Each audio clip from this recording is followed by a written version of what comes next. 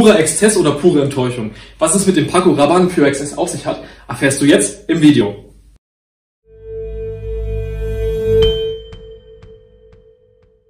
Der Pure XS ist wirklich in allen Facetten ziemlich exzessiv. Wir fangen direkt mal beim Flakon an. Wir haben hier so ein Oval, das an allen Ecken, und ein Oval hat natürlich normal keine Ecken, Ecken hat. Das wirkt sehr, sehr interessant. Es fällt jedenfalls auf, sehr exzessiv, das kann man wirklich so sagen.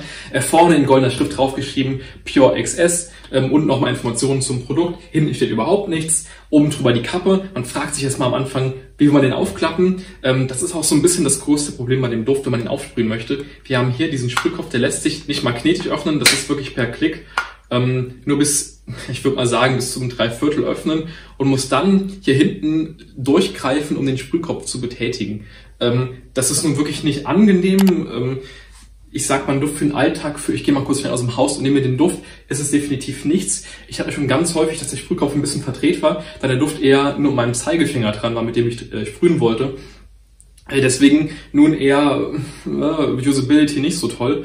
Ansonsten totaler Plastikbomber. Wir haben unten natürlich Glas, oben dieses ganze Zeugs hier ist kompletter Plastik. Dadurch wirkt es auch leider, wobei wir es bei den meisten Düften haben, dass der Kopf aus Plastik ist, nicht so wertig, eher so ein bisschen billig. Man muss aber natürlich sagen, der Duft kostet jetzt nicht die Welt. Man bekommt ihn so für 50 €, ein bisschen drunter, ein bisschen drüber, kommt immer drauf an. Deswegen schon okay. Aber ist jetzt nicht die Verarbeitungsbombe, ist jetzt nicht irgendwie der Duft, wo ihr sagen werdet, boah, das kommt jetzt irgendwie eine Verarbeitung von Creed, wo jedes Etikett einzeln aufgeklebt ist, nahe. Ich habe es fast vergessen, wir haben hier natürlich auch eine Farbgebung. Man sieht das immer so schön, oben das Plastik ist komplett schwarz, auch gar nicht transparent. Hier haben wir im Glas dann einen Verlauf von schwarz zu blau. Unten haben wir dann eigentlich gar keine Farbe mehr, man sieht es natürlich nicht, weil es nur das Glas hier unten ist. Aber wir haben einfach einen Farbverlauf von schwarz zu blau, unten zu einem durchsichtigen Glas. Genug der Äußerlichkeiten, machen wir direkt weiter mit den inneren Werten.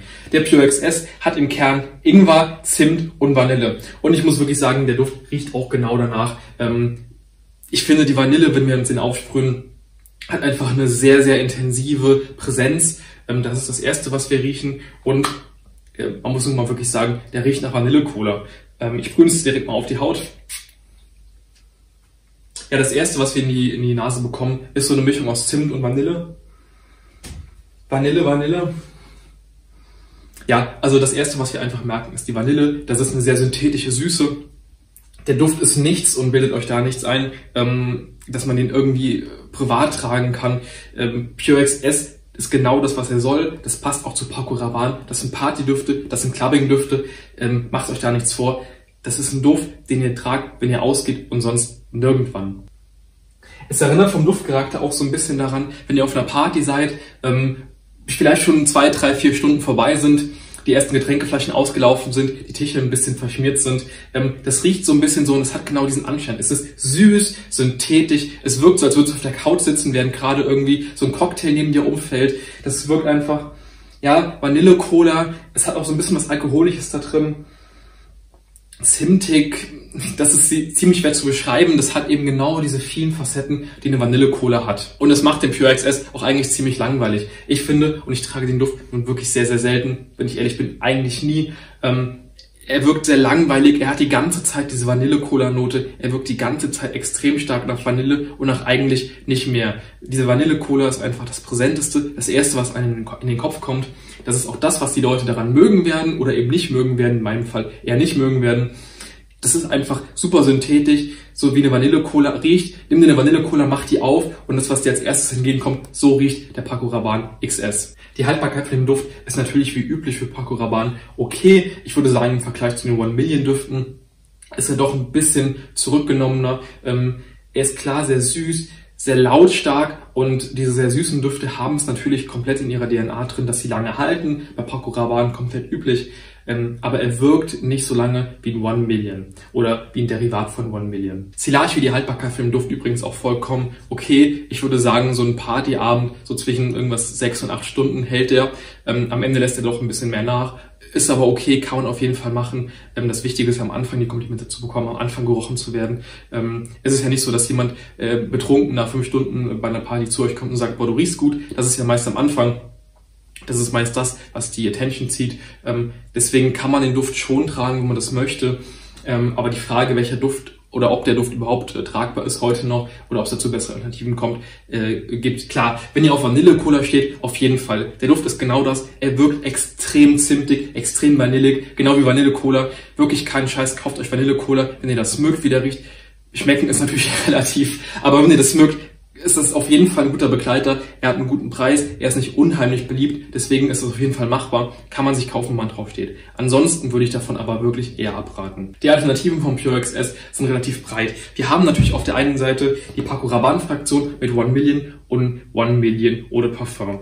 Die beiden Düfte, besonders das 1 Million, ist ähnlich süß, nicht ganz so ekelhaft süß, muss ich schon fast sagen, also so stechend süß. Haben wir hier ein bisschen mehr Leder drin, ein bisschen mehr Tonkabohne. Ich finde den auch ein bisschen tiefer, der wirkt nicht so langweilig. Und den 1 Million Eau de Parfum. Das Ganze ist ein bisschen blumiger, hat so ein bisschen so einen Bubblegum drin. Ist wirklich ein schöner Duft, den man tragen kann zum Ausgehen und hat auch in meinen Augen eine viel längere Haltbarkeit, ebenfalls wie der 1 Million. Darüber hinaus haben wir natürlich auch noch den ultimativen Partyduft, den Eros. Ob du jetzt den Eros Eau de Parfum oder Eau de Toilette kaufst, ist eigentlich egal, beide halten wirklich lange. Der Eau de Parfum noch ein bisschen länger, ist noch ein bisschen höher konzentrierter. Er ist einer der wenigen Düfte, die wirklich einfach nur die Konzentration hochschrauben und wenig an der Hauchformulation ändern. Haben hier einfach einen guten Duft, den man immer verwenden kann. Es geht auch in diese sehr süße Richtung. Ja, es ist sehr süß, minzig, apfelig, hat aber nicht diese Cola-Note, die mir zum Beispiel auf die Nerven geht. Ich habe es immer noch im Raum hier, das ist eine sehr intensive Note. Wenn du darauf stehst, ja, kannst du machen, auf jeden Fall. Sei aber auch hier vorsichtig, am Anfang ist er super stark und nimmt also wirklich, das ist ein gradieller Abfall. Du hast einfach eine krasse Kurve. Die erste Stunde ist er noch relativ stark und dann sinkt er komplett ab in der Haltbarkeit, in der Intensität. Am Anfang geht er mir auf die Nerven und am Ende ist er mir zu wenig da. Finde ich ein bisschen schade. Das ist bei Düften wie zum Beispiel dem Eros anders. Oder natürlich bei den ganzen beiden 1 Million. Wir haben natürlich auch noch 1 Million Lucky. Der Privé wurde leider jetzt discontinued. Das heißt, den gibt es nicht mehr zu kaufen. Falls ihr ihn noch möchtet, gerade so ein Zeitpunkt, an dem ihr ihn bekommen könnt, ob jetzt auf eBay, ob bei einigen Discountern, kann man noch Glück haben. Ansonsten aber definitiv die Empfehlung, die beiden Düfte als Alternative, wenn ihr einfach Paco Rabanne wollt. Oder wenn ihr ein bisschen was Minzigeres, ein bisschen was Frischeres, nicht ganz so Süßes wollt, den Eros von Versace.